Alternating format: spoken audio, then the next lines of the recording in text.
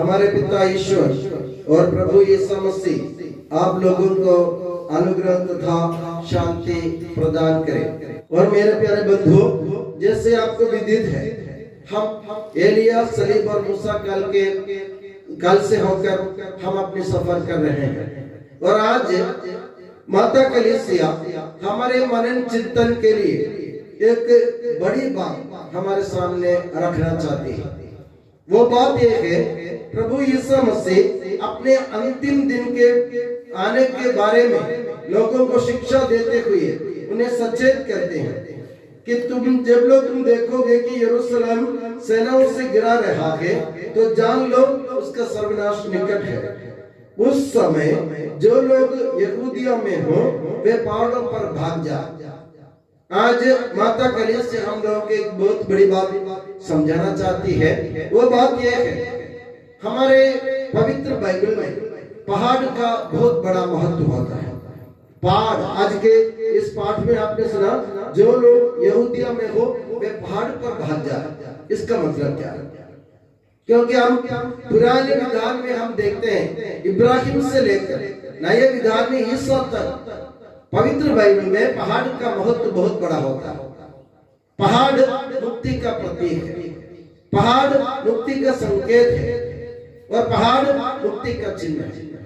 हम देखते हैं कि इब्राहिम को प्रभु ईश्वर ने बुलाया और 100 साल की उम्र में उनको एक बच्चा प्रभु ने प्रदान किया। और 100 साल की उम्र में जो बच्चा प्राप्त हुआ था, प्रभु ने इब्राहिम से कहा, उसको मेरे लिए बलि चढ़ाओ मोरिया पहाड़ पर। और इब्राहिम गए मोरिया पहाड़ पर बलि चढ़ाने, उसको बांधा, बलिवेदी पर लिटा दिया, उसको मारने के लिए हाथ में छुरी ली, तो प्रभु ने उनको रोका।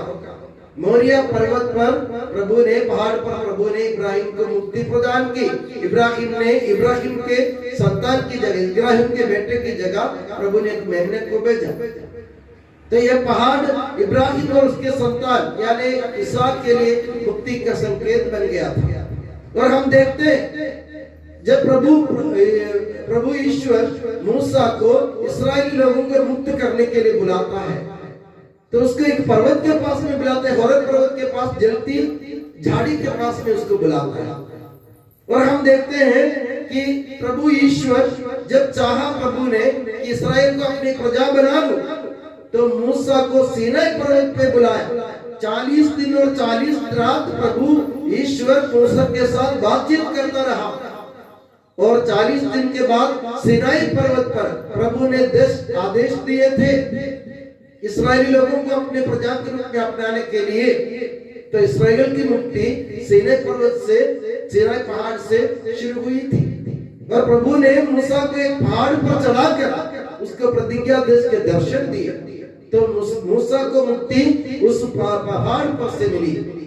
और हम देखते हैं नबी एलिया 40 दिन और 40 रात पैदल चलकर बिना खाए पिए प्रभु के दर्शन करने जाते होरेब पर्वत पर। तो होरेब पर्वत पर एलिया को प्रभु के दर्शन मिले थे। और हम पुराने विधान में देख बहुत सारे पहाड़ों के बारे में चर्चा है।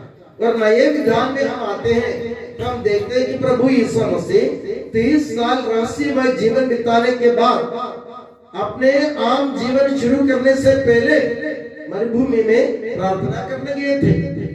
और प्रार्थना करते 40 दिन बाद शैतान के सामने प्रकट हुआ और प्रभु यीशु मसीह एक पहाड़ पर ही शैतान को मात देते हैं या शैतान पर विजय पाते हैं। वहां पर भी पहाड़ आता है, यानी मुक्ति पहाड़ से शुरू होता है।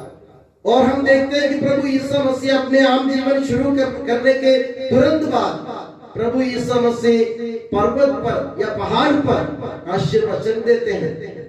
और हम देखते हैं कि प्रभु यीशु मसीह अपने आम जीवन के बीच में अपने व्यस्तता सब खत्म होने के बाद, यानी लोगों को प्रवचन देने के बाद शाम के समय, रात के समय पहाड़ पर प्रार्थना करने जाते हैं।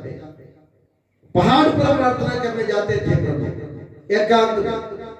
और हम देखते हैं कि प्रभु यीशु मसीह जब अपने चेलों से प्रभु ने पूछा, मेरे बारे में लोग क्या कहते हैं? पेतरुस ने हिम्मत बटोर कर कहा, तुम मसीह हो और ईश्वर के पुत्र हो।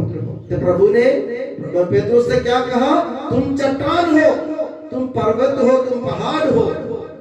और आखिर में हम देखते हैं प्रभु यीशु मसीह ने अपने जीवन का बलिदान कलवारी पहाड़ पर दिया था। तो इसी प्रकार देखा जाए तो बाइबल में, पवित्र बाइबल में पहाड़ की चर्चा बहुत है और पहाड़ मुक्ति का संकेत है। और आज माता कलीसिया क्या कहना चाहती है? पुराने विधान में, नए विधान में सब पहाड़ मुक्ति का प्रतीक था, और माता कलीसिया हमको बताना चाहती है जिस पहाड़ के बारे में बाइबल में चर्चा की गई है वो पहाड़ क्या है?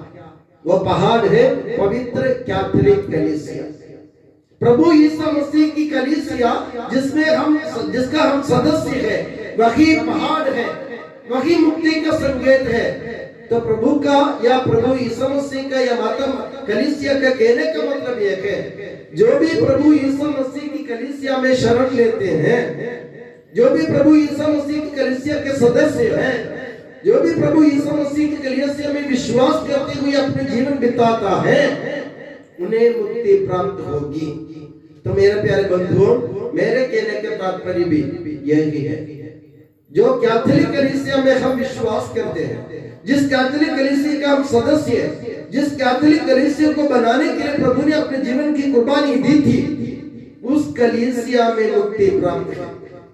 हमें अन्य जगह मुक्ति के लिए भटकने की जरूरत नहीं। प्रभु ने हमारे लिए कलीसिया बनाई। कैसे बनाए? प्रभु ने कलीसिया बनाई पेतरुस के विश्वास पर। जब प्रभु पेतरुस ने घोषणा की तुम ईश्वर के, जीवंत ईश्वर के पुत्र हो, तो प्रभु ने कहा मैं तुम्हारे इस विश्वास की चट्टान पर अपनी कलीसिया बनाऊंगा। तो मेरे प्यारे बंधुओं, जो भी पवित्र कैथोलिक कलीसिया में विश्वास करते हैं, जो भी प्रभु यीशु मसीह के इस कैथोलिक कलीसिया के सदस्य बन जाते हैं, जो भी बपतिस्मा के द्वारा प्रभु को स्वीकार करते हुए कलीसिया के सदस्य बन जाते हैं, उनके लिए मुक्ति संभव है। तो हमें इस कैथोलिक कलीसिया के सदस्य बने रहते हुए अपने जीवन में मुक्ति पाने की जरूरत है। हमें नहीं बल्कि दूसरों को भी इस कलीसिया की ओर लाने के खाने का हमें प्रयास करना चाहिए। तो प्रभु यीशु मसीह और माता कलीसिया का संदेश बहुत ही स्पष्ट है। स्पष्ट यह है, पुराने विधान में बाइबल में पहाड़ मुक्ति का संकेत था, और नए विधान में भी पहाड़ मुक्ति का ही संकेत है, मगर वह नए विधान में वो पहाड़ जो है वो कैथोलिक कलीसिया है। तो प्रभु कहते हैं अंतिम दिन के महासंकट के समय जो यरूशलेम में हो वे सब पहाड़ की ओर जाए। इसका मतलब है कैथोलिक कलीसिया में शरण ले, प्रभु की कलीसिया में विश्वास करें और प्रभु की कलीसिया के सदस्य बने और प्रभु की कलीसिया का विस्तार करने के लिए अपने जीवन को अर्पित करें। यही हमारी मुक्ति है। तो हमें अगर मुक्ति चाहिए, अगर हम ईश्वर से मुक्ति चाहते हैं, तो हमें कैथोलिक कलीसिया में पूरी तरह आस्था रखते हुए अपने जीवन को बिताने की जरूरत है। जो कलीसिया प्रभु ने दुल्हन के रूप में, अपनी दुल्हन के रूप में बनाई थी प्रभु ने कलीसिया को, तो हमें भी उस प्रभु के दुल्हन रूपी कलीसिया को अपनी माता के रूप में अपनाने की जरूरत है। कलीसिया हमारी माता है, पर कलीसिया की जो शिक्षा है उसके अनुसार जो जीवन बिताते हैं वे सब मुक्ति प्राप्त करेंगे। तो मेरे प्यारे बंधुओं, आज मैं आपसे ये निवेदन करूंगा, जब तक हम जिंदा रहे, जब तक हम अपने विश्वास में अटल है, हम पवित्र कैथोलिक कलीसिया के सच्चे सदस्य के रूप में अपने जीवन को यापन करते हुए इस दुनिया में प्रभु यीशु मसीह की इस कलीसिया का विस्तार करने की हम कोशिश करेंगे। और कलीसिया का मतलब क्या है? कलीसिया का मतलब मुक्ति है। प्रभु जो मुक्ति देने आए थे वही मुक्ति कलीसिया में प्राप्त है। तो मेरे प्यारे बंधुओं, हम इस कलीसिया को अपनाएं, जिस कलीसिया के हम सदस्य बने। ये हमारे सौभाग्य की बात है कि प्रभु ने हमें कलीसिया के सदस्य बनने का अनुग्रह प्रदान किया। बहुत सारे लोग अभी भी बाहर हैं जो कलीसिया के सदस्य नहीं है। प्रभु कहते हैं तुम भाग्यवान हो, तुम भाग्यशाली हो, क्योंकि तुमको ये सौभाग्य प्राप्त हुआ कि तुम कलीसिया के सदस्य बन गए।